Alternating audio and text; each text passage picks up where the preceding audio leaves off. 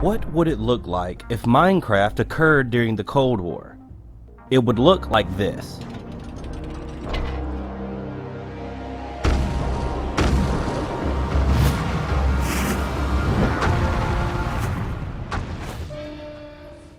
In the Tomorrow Children, you were immediately told through 1950s-style Russian propaganda on an old television that you are in a somewhat post-apocalyptic place called the Void, and that you should get to work immediately.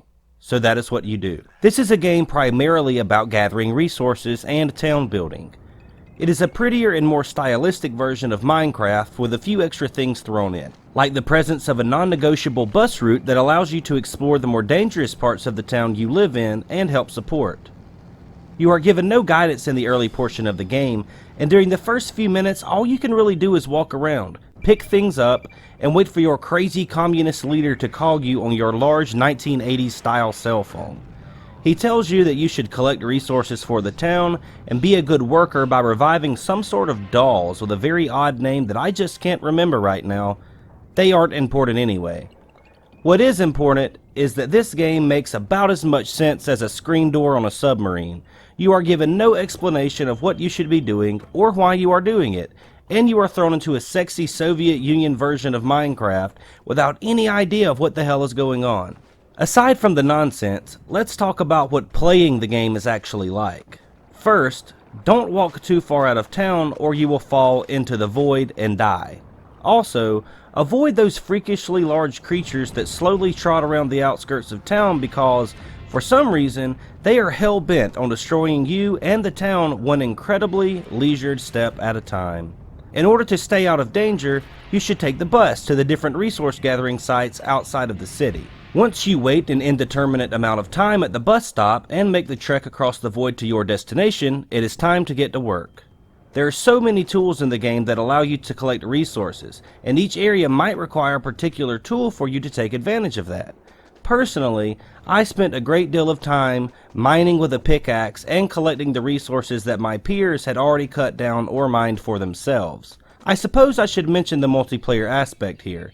You do play with others, but you only see them pop up randomly, as if you are all in some sort of matrix that constantly glitches in and out, which is another of the many weird things that I could not wrap my head around. Perhaps this game is trying to delve into the idea of your character and all of the others being non-persons, trapped in a Marxian work environment that consists of nothing but being another cog in the machine. That is the only way I could see any of these things making sense, and maybe that's what they were going for. I will take a moment to say that I find the game visually interesting. I won't say that it is good, but I haven't seen anything stylistically that quite matches this game. It is a mixture of Minecraft and the Lego games, in terms of how everything looks, but artistically it does give off a very dystopic feel, which I'm assuming is what the developers intended. In that regard, it is pretty cool, and I enjoyed actually looking at all of the things in the game. There is no soundtrack of importance to speak of other than classic Soviet-era Russian themes, which become a bit tiresome after a while, much like the gameplay. This entire game is repetitive, and I can't see myself spending more than a couple of hours in it after this review. If I had a few other people that wanted to play it with me, perhaps I would give it another shot, but I do not foresee that happening. Again, think of this game like Minecraft. It is much more enjoyable if you are playing with other people that you can actually chat with while you play. Overall, players that enjoy collecting things and building up resources might enjoy this. Others will not.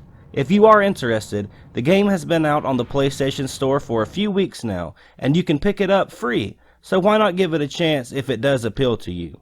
Well, that is the Tomorrow Children, guys. If you like it, leave a like. If you like me, subscribe. See you on the next one.